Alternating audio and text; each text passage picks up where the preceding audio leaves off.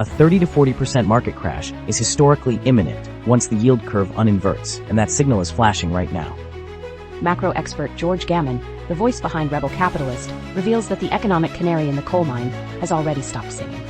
We've utilized advanced AI to compress hours of deep dive research from Gammon and other elite analysts into just minutes of actionable intelligence. Stay tuned to learn the exact magic numbers in the banking system that signal the liquidity trap is closing, and why your path to safety might be the exact opposite of what the mainstream media is telling you. George Gammon is sounding the alarm on what he calls the ultimate economic canary in the coal mine, the yield curve inversion. Specifically, George is watching the 2-year and 10-year Treasury spread, which has been screaming recession for months.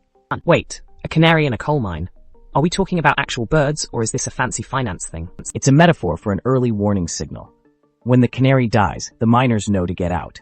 In this case, George thinks the canary is already on its last legs. George's analysis shows that when this specific curve stays inverted this long, it's not just a glitch, it's the banking system's way of saying it's out of air.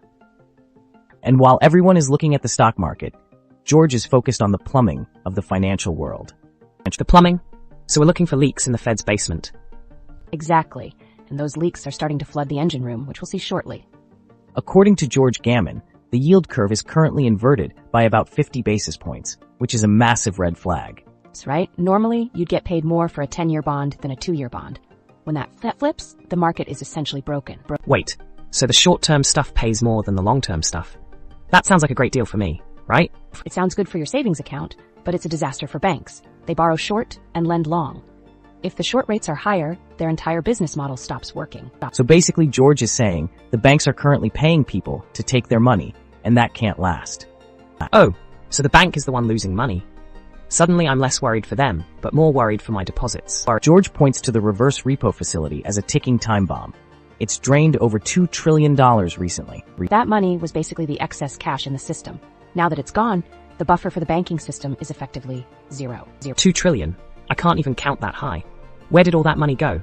Did it just vanish? It moved into T-bills to fund the government's deficit. It's like the government is raiding the bank's piggy bank to pay its bills. And George notes that once that facility hits zero, liquidity dries up entirely. So we're running on fumes now? Great. This is the counterintuitive part, George highlights. The crash doesn't usually happen when the curve is inverted. Exactly. The pain starts when the curve uninverts and goes back to positive. That's when the Fed panics and cuts rates. Hold on. So things going back to normal is actually when I should be terrified? Precisely. Historically, the stock market drops 30 to 40% right as the curve uninverts. It's the signal that the damage is already done and the recession is finally here. It's like the moment you stop feeling the adrenaline after an accident and realize you're actually hurt. George also warns that the Fed's quantitative tightening is removing $95 billion from the system every single month. They're literally sucking the air out of the room while the banks are already gasping for breath. 95 billion a month.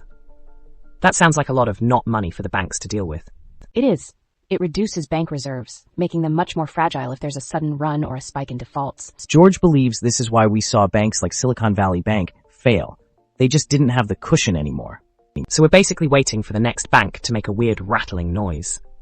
Based on the historical lag effect, George predicts a hard landing for the economy in the next 12 to 18 months.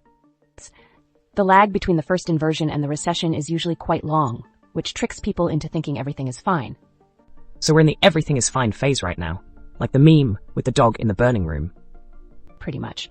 George notes that the total debt is now over 34 trillion, making this landing potentially much harder than 2008. Because we can't just print our way out of it this time without sparking hyperinflation. Great, so the parachute is also on fire. Wonderful. George also expects a pivot from the Fed once the unemployment rate hits 4.5%. That's based on the Mome rule, which says if unemployment rises 0.5% from its low, a recession is guaranteed. The Mome rule? Is that another bird indicator? No, it's named after an economist, but it's just as reliable as George's canary. And since we're trending up toward that threshold, George believes the Fed will be forced to cut rates to zero very quickly. So rates go to zero, but only after everyone loses their jobs. That's a bit of a Pyrrhic victory. George suggests your number one job is to watch that 2-year and 10-year spread like a hawk. If you see it moving rapidly back towards zero, that's your signal that the uninversion is starting and the crash is imminent. So if it hits zero, I should probably stop checking my 401k for a while. Or move into defensive assets like gold or cash. George is very big on liquidity during these cycles. Finally, watch for any sudden changes in Fed language. A panic pivot is the ultimate confirmation. If they stop talking about inflation and start talking about financial stability, that's code for something broke. Financial stability. That sounds like the kind of phrase a captain uses right before the ship hits the iceberg. Exactly. Thanks for George Gammon's insights. We might just see the iceberg coming. I'll start looking for the lifeboats now. Matt deWolf is calling it. Today is the Super Bowl of the stock market. All eyes are on Nvidia's earnings after the bell. He's not exaggerating. Matt points out that Nvidia isn't just a stock anymore. It's the entire engine of the AI trade. Wait, the whole market depends on one company. Isn't that a bit like putting all your eggs in one basket? When the basket is worth $3 trillion, yes. If they miss, the open loop here is that small cap stocks might actually be the safer play, which we'll get to in a bit. So if Nvidia misses, the whole tech sector could see a massive correction. No pressure, right? Matt deWolf's analysis shows the market has already priced in a huge win for Nvidia. The bar is incredibly high. Exactly. They don't just need to beat expectations. They need to blow them out of the water to keep this rally alive. So even if they do well, the stock could still go down. That makes no sense. Welcome to the world of price to perfection, as Matt calls it. If the guidance isn't perfect, investors might take profits. It's like getting an A- on a test, but your parents expected 110%. Ouch. That's a tough way to live. While everyone is obsessed with tech, Matt is watching the Russell 2000, specifically the IWM ticker. It's testing that crucial $230 level. Matt says if it holds, we could see a major rotation into small caps. Small caps. Are those like the indie bands of the stock market? In a way, yes. They are smaller companies that haven't surged as much as the tech giants. Matt suggests that if tech stalls, this is where the smart money might head next. So, keep an eye on the little guys. Got it. Let's talk Bitcoin.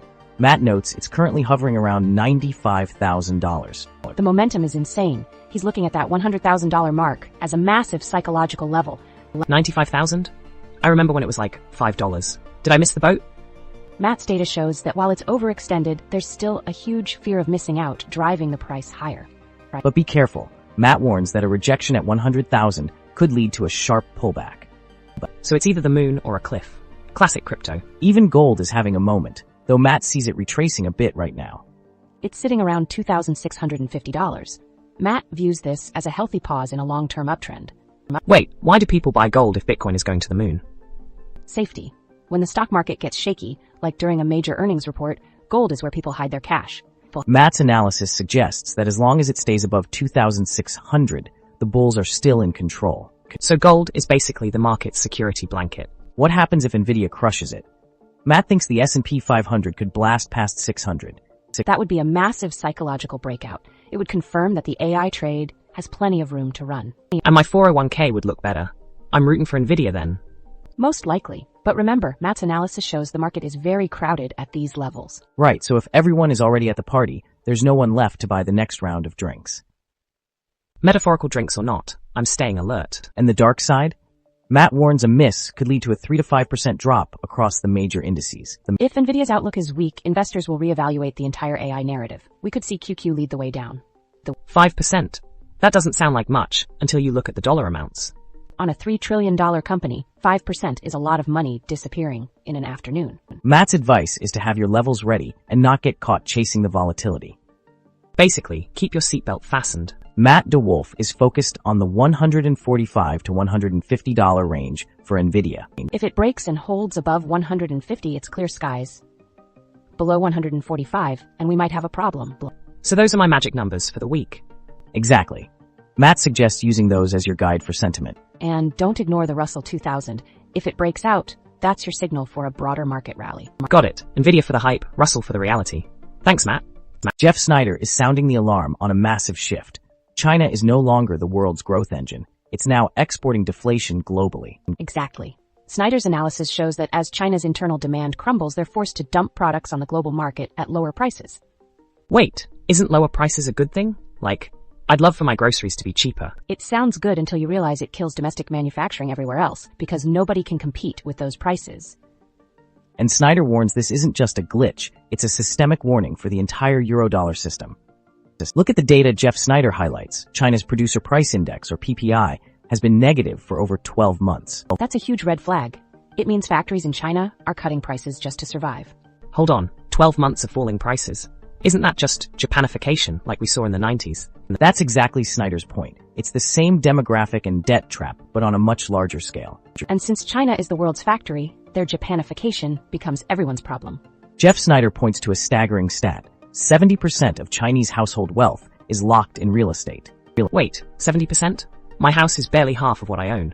That sounds incredibly risky. It is. And now that property prices are sliding, that wealth is evaporating, which is why Chinese consumers have stopped spending.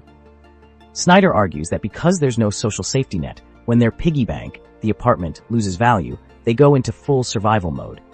So if they aren't buying stuff at home, they have to sell it to us even cheaper. Bingo! That's the mechanism driving this global deflationary wave. Snider also mentions the labor market disaster. Youth unemployment in China hit over 20% before they stopped publishing the data. Wait, they just stopped publishing it? That's one way to solve the problem, I guess. It shows how desperate the situation is. You have a massive educated workforce with no path to the middle class. According to Snider's discussion, this leads to lying flat, a social movement where the youth just give up on the rat race. So we have a demographic collapse and a wealth collapse happening at the same time. Exactly, it's a perfect storm. Jeff Snider is closely watching the yuan, or CNY. It's under massive pressure to devalue. The PBOC, China's central bank, is fighting tooth and nail to keep it from crashing, but the dollar shortage is real. Why do they need dollars so badly if they're in China? Because of the Eurodollar system Snider always talks about, global trade and debt are settled in dollars. No dollars, no trade. If the yuan breaks, it sends a shockwave through every emerging market that competes with China. Contrary to the higher for longer crowd, Jeff Snider predicts rates will eventually have to drop because of this deflationary pressure. If China is exporting low prices, inflation in the US and Europe will eventually hit a wall. So my mortgage might actually get cheaper one day. Possibly, but Snider warns that usually happens because of a global recession, not because things are going great. The warning in the title isn't a joke. This is a slow-motion wrecking ball. Snider foresees a massive spike in trade protectionism as Western countries try to block cheap Chinese goods. We're already seeing it with EVs. Tariffs are going to be the main tool to prevent domestic industries from going bankrupt. Wait, so if we block the cheap stuff, prices for us stay high anyway? Exactly. You either get deflation and job losses or tariffs and higher prices. Pick your poison. Snider suggests this political friction will only make the global liquidity problem worse. Jeff Snider's big takeaway: watch the USD to CNY exchange rate like a hawk. If that rate breaks above 7.3 or 7.5, it means the PBOC has lost control. So, if the yuan drops, I should probably check my retirement account. It's a major signal that global volatility is about to explode. Finally, Snider says to ignore the headlines and look at global manufacturing data. If PPI in the West starts following China's lead into negative territory, the Great Deflation has arrived. I'll keep my eyes on the charts. This sounds like a wild ride. As Jeff Snider often says, the Eurodollar system tells the truth, even when politicians don't. Ted Oakley, the managing partner at Oxbow Advisors, is dropping a truth bomb. He thinks gold needs a $500 drop to flush out the speculators. Honestly, Oakley's point is that the current rally is driven by momentum chasers, not long-term value, and that's a recipe for a correction. Wait, $500? That sounds like a total collapse, not just a correction. Are we talking about gold or a meme stock? It's about clearing the hot money. Ted Oakley tells Michelle McElroy that until those buyers are gone, the market can't find a real floor. And while we're staring at that potential drop, there's an even bigger debt crisis brewing that we'll break down in a few minutes. Ted Oakley's core thesis is that gold has become a momentum trade rather than a safe haven lately. Right. He argues that people are buying just because the price is going up, which Michelle McElroy noted has pushed prices to record highs. So it's like a game of musical chairs? Last one holding the gold loses? Exactly. Oakley says the market needs to get back to the $2,000 or $2,100 range to be healthy again. That's a massive gap from where we've been trading. It's a bold call. Bold? It sounds terrifying if you just bought in at the top. Oakley makes a great distinction. Central banks are buying gold for the long haul, but they aren't the ones driving these vertical price spikes. So the smart money is sitting back while the fast money pushes the price to unsustainable levels. Hold on. If central banks are still buying, doesn't that mean they think it's a good deal? They buy on a schedule, Speaker 3. Ted Oakley points out they aren't momentum buyers, they are diversifying away from the dollar. And that diversification is key because our national debt is currently over $35 trillion. Let's talk about that debt mountain. Ted Oakley mentioned we are adding $1 trillion in debt every 100 days or so. It's wild. Michelle McElroy and Ted discussed how this eventually leads to a debasement of the currency, which is gold's ultimate tailwind. Wait, $1 trillion every 100 days? How is that even possible without the whole system breaking? It's not long-term. That's why Oakley likes gold eventually, just not at these momentum prices. So he's bullish on the asset, but bearish on the current entry point. Got it. Love the gold, hate the price tag. Despite the debt, Oakley isn't betting against the dollar just yet. He calls it the cleanest dirty shirt in the laundry. Other currencies are in even worse shape, which keeps the dollar strong and gold suppressed. The cleanest dirty shirt. So we're just the best of a bad bunch? Pretty much. As long as the dollar stays resilient, gold has a hard time staying at record highs without a pullback. It's a tug of war between high debt and a lack of alternatives. Ted Oakley predicts a significant correction where gold returns to that $2,000 level. He believes that's where the real support is. Anything above that right now is just froth from people afraid of missing out. So if I buy now, I'm basically volunteering to lose $500 an ounce. According to Ted's analysis, yes, he's looking for a flush-out event to clear the decks. It's a waiting game for the patient investor. Looking further out, Oakley expects the debt situation to eventually force the Fed's hand, leading to much higher gold prices later. But that only happens after the current bubble pops. So wait for the crash, then buy for the moonshot? Sounds like a plan, if you have nerves of steel. Exactly. Ted Oakley is all about avoiding the crowd when they're all piling into one side of the boat. Ted Oakley suggests keeping a very close eye on the dollar index for cues on gold's next move. If the DXY stays strong, gold's downside risk increases significantly. It's a direct inverse relationship right now. So if the dollar goes up, my gold dreams go down. In the short term, yes, that's the signal Oakley is watching. The final takeaway from Oakley's talk with McElroy: don't let FOMO drive your investment decisions. Wait for that $2,100 floor. That's where the value is, not at these overextended peaks. Patience is a virtue, I guess. Even if it means watching everyone else make money for a bit. Better to miss a rally than to be the one holding the bag during a $500 drop. Fair point. I'll keep my wallet closed for now. We're diving into a fascinating breakdown from real estate mogul Ken McElroy. His core thesis? The US government is essentially trapped. They actually cannot allow the market to crash. Exactly. Ken highlights that it's not just about keeping investors happy, it's about the government's own survival and tax revenue. If the market tanks, the government's bank account dries up. Wait, so you're saying the Fed is basically the market's bodyguard? They aren't just watching from the sidelines? According to Ken, they're the ones holding the shield. But here's the catch. While they protect the market, they might be destroying the dollar. We'll get into that messy side effect in a minute. Ken McElroy points out that a huge chunk of federal tax revenue comes from capital gains. When stocks go up, Uncle Sam gets paid. Right. If the market drops 40%, people stop selling for a profit. No profits mean zero capital gains tax revenue for the Treasury. Hold on. So the government is basically a silent partner in my portfolio. They only make money if I make money? In a way, yes. And they have massive bills to pay, so they need those markets at all-time highs just to keep the lights on. It's a feedback loop. They need the market to stay up to fund the very debt they're using to keep the market up. That sounds like a very expensive house of cards. Ken McElroy emphasizes a staggering number. The US is now paying over $1 trillion just in interest on the national debt. That's $34 trillion in total debt. If the economy slows down and tax revenue drops because of a market crash, they can't even cover the interest. Wait, $1 trillion?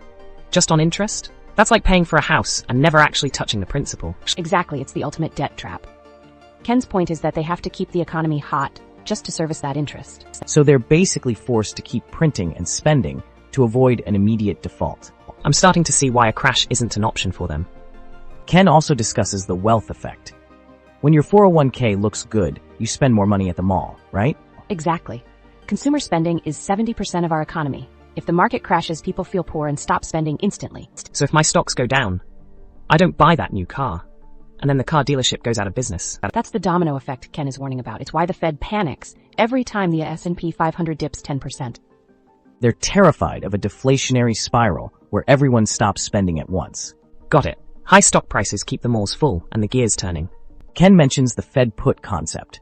It's the belief that the Federal Reserve will always step in to save the day. Whether it's lowering interest rates or direct quantitative easing, Ken believes the Fed has proven they will flood the system with cash to stop a crash. Isn't that just rewarding bad behavior? Like telling a gambler the house will pay for their losses? That's the moral hazard. But Ken argues the alternative, a total systemic collapse, is something no politician is willing to sign off on. So the market is essentially too big to fail on a national scale. Great. So the safety net is just more printed money. Based on Ken's analysis, the most likely path forward isn't a crash, but persistent inflation. Right? If you have $34 trillion in debt, you want the currency to be worth less, so the debt is easier to pay back in cheaper dollars. Wait, so they're basically shrinking the debt by making my groceries more expensive. Precisely, it's a hidden tax. Ken suggests this is the only way out of the debt hole without a formal default. So don't expect things to get cheaper anytime soon. The plan is to inflate our way out. Well, that's a depressing way to balance a budget. Ken McElroy's big prediction is a continued shift toward hard assets. He's very bullish on things the government can't just print. He's looking at real estate and commodities. If the dollar is being intentionally devalued to save the market, you want to own things that have intrinsic value. So basically buy stuff that stays real, while the money becomes fake. That's exactly it. Rental properties, gold, physical stuff, things that rise in price as the dollar falls. It's the classic inflation hedge strategy Ken has been preaching for years. I guess I need to start looking at more than just my savings account. Ken's final takeaway is to stop waiting for a reset and start positioning for an inflationary world. He suggests focusing on cash flow. If your asset generates income that rises with inflation, you're winning the game. So instead of just hoping for a stock moonshot, I should look for steady income. According to Ken, yes, cash flow is the ultimate protection when the government is manipulating the markets. It's about survival in a system that can't afford to fail, but can't afford to be honest either. Alright, I'm checking my portfolio. Time to get real. Today we are breaking down a massive move by Peter Grandich, the investor who famously called the 2008 crash. He is officially shorting the market again for the first time in 16 years. That is the ultimate alpha right there. Peter told David Lynn that the risk-to-reward ratio for being long in this market has completely evaporated. Wait, 16 years? So he sat through the entire recovery and now he's saying it is over. Why now? He's looking at a super bubble driven by a handful of tech stocks. But hold on, while he's shorting the S&P 500, he is actually doubling down on one specific commodity we will reveal in a bit. In his talk with David Lynn, Peter Grandich pointed out that the market isn't as healthy as it looks. It is top-heavy, with just 7 stocks carrying the weight. Exactly. Those top 7 firms make up nearly 30% of the S&P 500's total value. If Nvidia or Microsoft stumbles, the whole house of cards falls. 30%.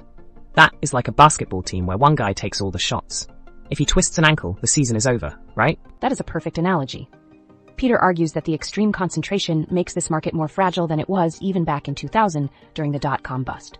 Peter isn't just worried about tech. He mentioned to David Lynn that the U.S. national debt, now over $34 trillion, is a ticking time bomb. It is unsustainable. When interest rates stay high, the cost of servicing that $34 trillion becomes the largest government expense, surpassing even defense. 34 trillion? I can't even wrap my head around that many zeros. Does that mean the dollar is in trouble? Peter thinks so. He's tracking the BRICS nations, Brazil, Russia, India, China, and South Africa, as they move to de-dollarize their trade. So if the world stops needing dollars to buy oil, that currency value drops fast. Because of that debt, Peter Grandich's largest personal holding isn't a stock, it's physical gold. He's extremely bullish. He told David that gold is the only honest money left when central banks are printing currency into oblivion. So he's shorting stocks but buying gold. Isn't gold kind of boring for an investor? Boring is good when the stock market is crashing 20%. It acts as the ultimate insurance policy. Peter's analysis suggests that as the dollar weakens, gold isn't just going up, it's being repriced as the foundation of a new monetary system. Beyond gold, Peter is also heavy on uranium. He sees a massive supply-demand gap as the world pivots back to nuclear energy. Right, because we need zero-emission power that actually works when the sun isn't shining. Nuclear? I thought people were scared of that. Is there actually money to be made in uranium? The data says yes. Demand is projected to outpace supply for the next decade. Peter calls it a generational opportunity. So while he's shorting the broad market, he's finding very specific niches to hide in. So what is the bottom line? Peter predicts a significant correction in the S&P 500, anywhere from 20 to 30%. He's not calling for the end of the world, just a return to reality. Valuation multiples have to come down. 30%. That would wipe out a lot of people's retirement accounts. Is there any chance he's wrong? There's always a chance. But Peter notes that the last time he felt this strongly was 2008, and we all know how that ended. On the flip side, Peter expects gold to smash through its previous records. He's targeting well above $2,500 an ounce. He thinks the gold rush hasn't even truly started for retail investors yet. If gold goes that high, does it mean everything else is falling apart? It usually means the dollar is losing its purchasing power. So your gold buys the same amount of stuff, but it takes more dollars to buy the gold. Basically, it's a hedge against the government's printing press. To wrap up, Peter Grandich's advice to David Lynn's audience was simple. Don't get greedy. It might be time to take some profits off the table. Exactly. Especially in those high-flying tech names. If you're up 200%, maybe don't wait for 300. So, sell my tech stocks and buy a gold bar. Is that the play? Peter would say balance is key. He's emphasizing capital preservation over aggressive growth right now. One last tip from the discussion. Keep an eye on the DXY, or the US dollar index. If the DXY starts to break down, that is the confirmation Peter's looking for, to go even heavier into hard assets. Okay, watching the dollar, watching the gold, and definitely watching my back. Got it. Smart move. This isn't a market for the faint of heart. To kick it off, George Gammon argues that the yield curve inversion is a critical warning sign for an impending liquidity trap. Absolutely. He suggests that the dead canary in the coal mine is indicating that traditional market signals are failing. So essentially he's saying, it's not just a hiccup, this could be a full-blown emergency? That's exactly right. He believes the economic foundations are trembling and a crash is imminent. Next up is Jeff Snider, who provides a cautionary perspective on deflation risk. Jeff points to fundamental issues like low demand and overproduction. He's painting a really grim picture. Wait, so he thinks we're approaching deflation rather than just a slowdown? Exactly. Jeff's thesis implies we might see an economy that struggles to recover, deflating rather than inflating. Now let's talk about Peter Grandich, who sees the market's strength as superficial. He's suggesting that the so-called Magnificent Seven stocks are luring investors in while the broader fundamentals weaken. So he thinks this is just a bubble waiting to pop? Precisely. Peter's warning is that complacency could lead to a rude awakening. Despite their different focuses, the consensus is that we should all be concerned about the economy's health. Right. George warns of imminent crash signals while Jeff points to systemic flaws, and Peter sees troubling signs of complacency. So they're all basically echoing a cautionary alarm, just from different vantage points. Exactly. They all see the storm brewing in their unique ways. On monetary policy, both Jeff and George agree that it's a pivotal factor. Yes, they're highlighting how current policies might be suppressing growth while not addressing the root issues. So it's like they're saying, all these interest rates and tweaks are just band-aids? Exactly. They see this as a failure to heal the economic system properly. Here's where it gets interesting. George suggests we could see repercussions soon, but Jeff argues that it's more a long game. Yes, George thinks that the market might collapse in months, whereas Jeff believes we could be stuck in stagnation for years. So one's expecting a bomb to drop, the other thinks it's a slow leak. That's quite a difference. You got it. And those timelines affect how we prepare as investors. Finally, we see a split where Peter Grandich expresses guarded optimism, countering Jeff's grim outlook. Peter believes that the current markets will bounce back, while Jeff warns that a genuine recovery might be further out than we think. So one is betting on resilience, while the other sees a broken system. Exactly. That's a key divergence in their philosophies. If this deep dive into multiple perspectives resonated with you, don't forget to like and subscribe. We're committed to providing quick insights on complex financial topics, so you're always in the know. And honestly, these discussions save me so much time. I'm subscribing right now. Join us next time as we dissect even more expert analyses to help you navigate this unpredictable landscape.